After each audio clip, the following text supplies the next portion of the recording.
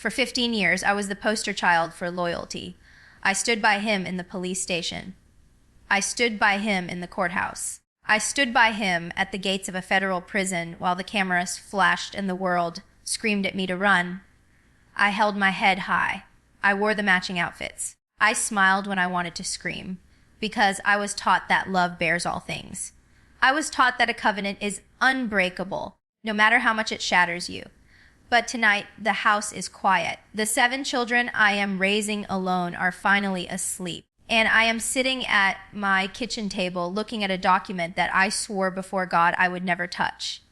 My wedding ring is sitting on the table. It feels heavier off my finger than it ever did on it. People ask me, Anna, what was the breaking point? Anna, why now? I'm finally ready to answer that. I'm finally ready to tell you why the girl who never gave up is finally letting go. My name is Anna. And this is the end of the Duggars.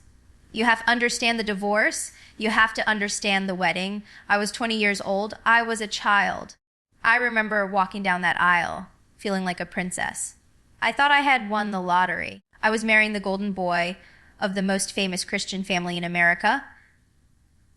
I believed everything they told me. I believed that if I was submissive enough, if I was joyful enough, if I was perfect enough, we would live happily ever after. I look back at photos of that girl in the wedding dress, and I want to shake her. I want to tell her, it isn't who you think he is. You aren't walking into a castle. You are walking into a cage. But I didn't know. I was drunk on the promise of a holy life. I didn't know that the man holding my hand at the altar was already keeping secrets that would destroy us. The first few years, I learned to look away. That's the skill you learn fastest in this world, the art of looking away. When things didn't add up, I prayed more. When he was distant, I cooked his favorite meal. When the scandal started to whisper, I covered my ears. I convinced myself that every marriage had struggles. I told myself that the devil attacks the strongest warriors. I turned my denial into a badge of honor. I remember crying in the bathroom, turning on the shower so nobody would hear me sob, and then washing my face, putting on a smile, and walking out to film a TV show about how happy we were. I became an actress in my own life, and the Oscar for Best Supporting Wife went to Anna. Visiting Segaville, it changes you. The drive is long. The fences are high. The razor wire glints in the sun. You have to go through security. You have to be patted down. You have to watch your children, your innocent, beautiful children, walk through a metal detector to see their father. Sitting in that visitation room with the vending machines and the plastic chairs, it strips away the glamour. There are no TV cameras here. There are no fans. Just men in jumpsuits and the women who are tethered to them. I would sit opposite him, separated by glass or sitting at a small table, and I would look for remorse in his eyes. I would look for the man I married, but mostly I just saw a stranger. He would talk about the food, or the weather, or his appeal. He rarely asked how I was doing. He rarely asked how I was managing to feed 7 kids on a single income. I started to realize I wasn't his partner. I was his supply. I was his link to the outside world. And I was getting tired. People say I'm strong. They don't see the nights I fall asleep in my clothes because I'm too tired to change. Raising 7 kids alone is impossible. It's physically impossible. Mackenzie is a teenager now. She helps, God bless her. But she shouldn't have to be a second mother. There was a Tuesday last month. It was raining. The baby was sick. The car wouldn't start. I was standing in the driveway, soaked to the bone, trying to get the engine to turn over, and I just snapped. I sat in the driver's seat and screamed. I realized I was doing everything. I was the provider. I was the protector. I was the nurturer. Josh wasn't the head of the household. He was a ghost. He was a memory that lived in a cell in Texas. And I was sacrificing my life to keep his seat warm at the table. Why? For what? But the real shift, the moment the ice finally cracked, came from a letter. It wasn't a letter from Josh. It was a letter from a woman I didn't know, a stranger. She wrote to me, not with hate, but with pity. She said, Anna, your daughters are watching you. They are learning what love looks like from you. Do you want them to marry a man like their father? Do you want them to think this is what marriage is? I dropped the letter. I looked at my girls. I looked at Meredith. I looked at Mariella. And my blood ran cold. If one of my daughters came to me and said, "Mom, my husband lied to me, betrayed me, and abandoned me," would I tell her to stay? Would I tell her to suffer? No, I would tell her to run. And in that moment, I realized I couldn't save Josh. But I had to save them. Finding a lawyer wasn't simple. In my world, lawyers are for defense, not for divorce. I couldn't use the family attorney. They would tell Jim Bob in a heartbeat. I had to go outside the circle. I had to find someone who didn't care about the Duggar brand. I remember the first meeting. I drove 2 towns over. I wore big sunglasses and a baseball cap, checking my rearview mirror every few seconds to make sure the blue van wasn't following me. Walking into that office, it felt like walking into a confessional booth, but instead of a priest, there was a woman in a sharp suit. I sat down. My hands were shaking so bad I couldn't hold the water glass. She looked at me and said, "Anna, you have rights. You are not property." Hearing that, "You are not property," it sounded like a foreign language. For 15 years, I had been treated like an asset, like a WUM, like a PR shield. She laid out the paperwork, custody, assets, visitation. It was terrifying, but it was also real. It was a map out of the maze. Of course, secrets don't stay secret forever in Arkansas. Jim Bob found out. I don't know how. Maybe a credit card charge, maybe a whisper. But the call came on a Sunday night. He summoned me to the big house, not asked. Summoned. I walked into that office, the room where all the deals are made. He was sitting behind his desk, Bible open, the ultimate weapon. He started reading verses about submission, about the sanctity of marriage, about how God hates divorce. He told me I was being selfish. He told me I was destroying the family's testimony. He told me I would be destitute without his financial support. In the past, I would have cried. I would have apologized. I would have begged for forgiveness. But this time, I looked him in the eye. "Jim Bob," I said. My voice didn't shake. "God hates divorce. But God also hates what your son did, and I am done paying the price for his sins." Silence. Absolute silence in the room. I turned around and walked out. I didn't look back. Walking out felt good, but driving home, the panic set in. Jim Bob was right about one thing: money. I have 7 children. I have no college degree. I have no job history. For 15 years, my job was being a wife and mother on television, but the checks never had my name on them. How do you feed 7 kids on freedom? I sat at my kitchen table with a calculator. The numbers didn't add up. Rent, groceries, insurance, gas. The fear was suffocating. It's the golden handcuffs. They keep you dependent so you can't leave. They clip your wings and then blame you for not flying. But then I looked at Mackenzie. She was helping Marcus with his homework. She looked up and smiled. And I thought, I would rather live in a trailer with peace than in a mansion with secrets. I would rather scrub floors than scrub my soul clean of their lies every night. We would figure it out. We had to. So here we are, the kitchen table, the document. Pet Iwan for SSO Iwan OF Maraj. The words look so harsh in black ink. Formal. Cold. I pick up the pen. It's just a cheap blue ballpoint pen I found in the junk drawer. It shouldn't be significant. But it feels like a sledgehammer. I hesitate. I think about the vows. For better or for worse. I think about the girl I was at 20. I think about the woman I am at 36. My hand hovers over the signature line. If I sign this, there is no going back. The Duggar name, the fame, the protection, it all disappears. But so does the shame. So does the waiting. So does the prison. I take a breath. A deep, rattling breath. I press the pen to the paper. The ink flows. Anna Renee Duggar. I put the pen down. It's done. I look at my left hand. There is a pale band of skin where the ring used to be. A tan line from a life that doesn't exist anymore. I pick up the ring. It's gold. It's heavy. I remember the day he put it on my finger. I remember the cheers. I remember the hope. I place it on top of the papers. Clink. That tiny sound echoes in the empty kitchen.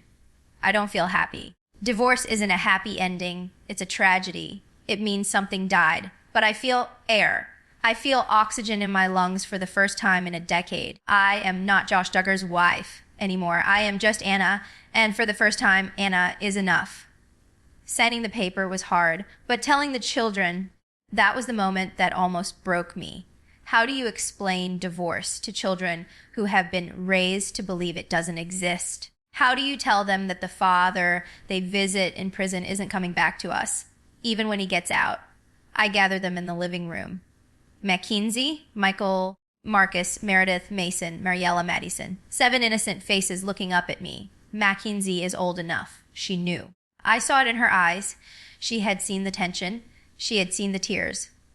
But the little ones, they just wanted to know if we were going to see Daddy soon.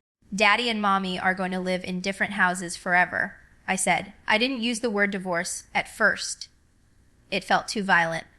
I held Madison in my lap. She's never really known him outside of a phone call. There were tears. There were confused questions. Does God still love us?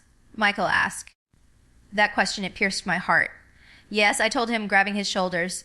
God loves truth, and we are finally living in it. We had been living in the warehouse on the Duggar property. People saw it on TV and thought it was a quirky guest house. It wasn't.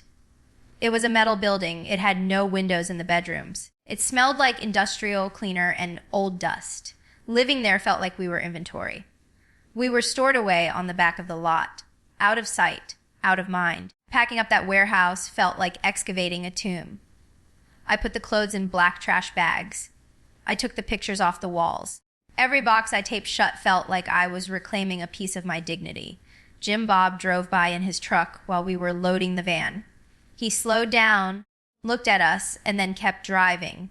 He didn't offer to help lift a single box. That was his answer. If you leave the fold, you carry your own weight. And you know what? The boxes were heavy, but they felt lighter than his approval ever did. We moved into a rental. It's small.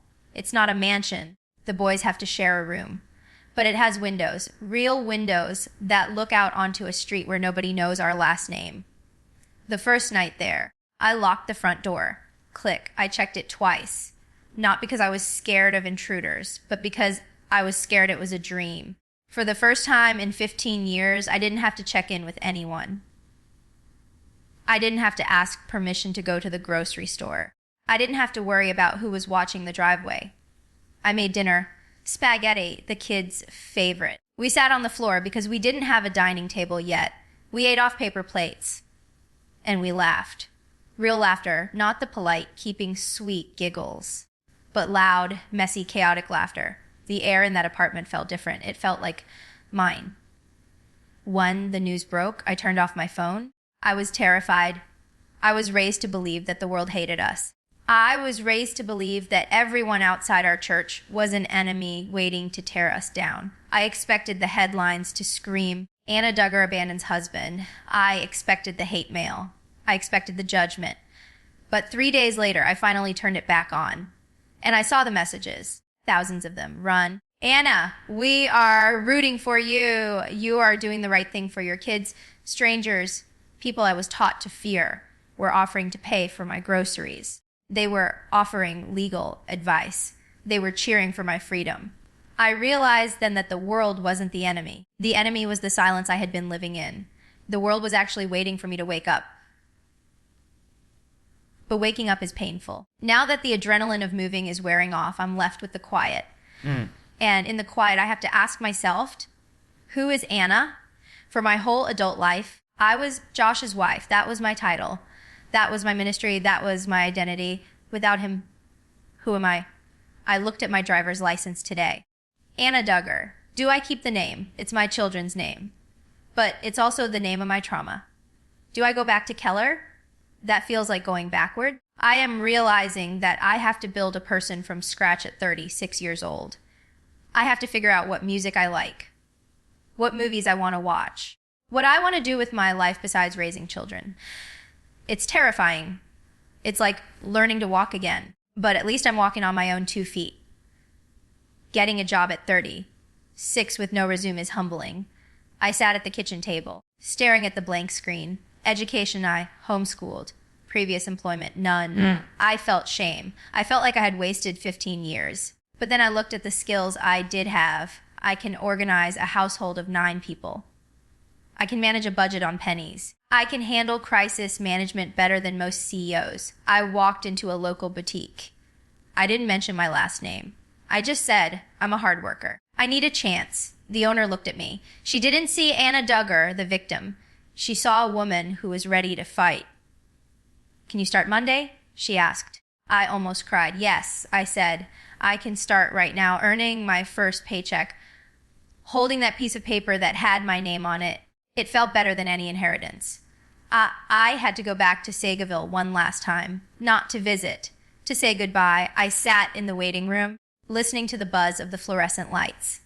When Josh walked in, he looked different, smaller. I didn't smile. I didn't ask how he was. I slid the divorce decree across the table. He looked at it. He looked at me. He started to quote scripture again. He started to argue. I put my hand up. Just one hand. Stop, I said. I'm not here to argue, Josh. I'm here to tell you that I forgive you. He looked shocked. I forgive you, I repeated. Not for you, but for me, because if I carry this anger, it will kill me. And I have 7 children who need a mother who is alive. I stood up. I didn't look back. I walked out of that prison through the gates and into the Texas sun, and I never went back. People ask me if I'll ever date again. The thought makes me laugh, and it makes me terrified. I'm still healing. My heart is still bruised. But for the first time, I can imagine a future where love doesn't hurt.